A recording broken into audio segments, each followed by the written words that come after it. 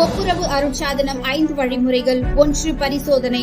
மோசையின் 10 கட்டளைகளை இயேசுவின் பேறு பெற்றவர்கள் ஆகிய நாம் இறைவார்த்தைகளை அடிப்படையாக கொண்டு நமது வாழ்வில் பரிசோதனை செய்ய வேண்டும். தவறிய ஊதாரி மகனைப் போல தவறை எண்ணி பார்ப்பது முதல் நிலை.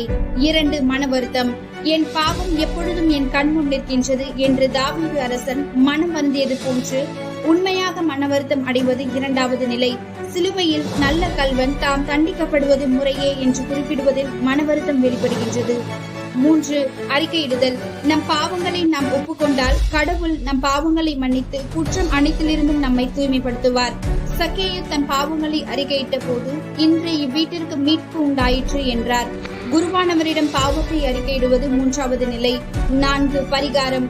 மன்னிப்பு கேட்பது, ஒப்புரவு ஏற்படுத்துவது, சமாதானம் செய்வது, காயப்படுத்தியோருக்காக ஜெபிப்பது என குருவானவர் தூய்மையில் வளர தரும் பரிகாரங்களை செய்வது 4வது நிலை.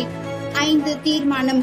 நானும் தீர்ப்பிடேன், இனி பாவம் செய்யாதீர் என்கின்ற இயேசுவின் வார்த்தைகளை ஏற்று இனி பாவம் செய்ய மாட்டேன் என்கின்ற தீர்மானம் எடுப்பது 5வது நிலையாகும். மறவாமல் கருத்துக்களை பதிவிடுங்கள்.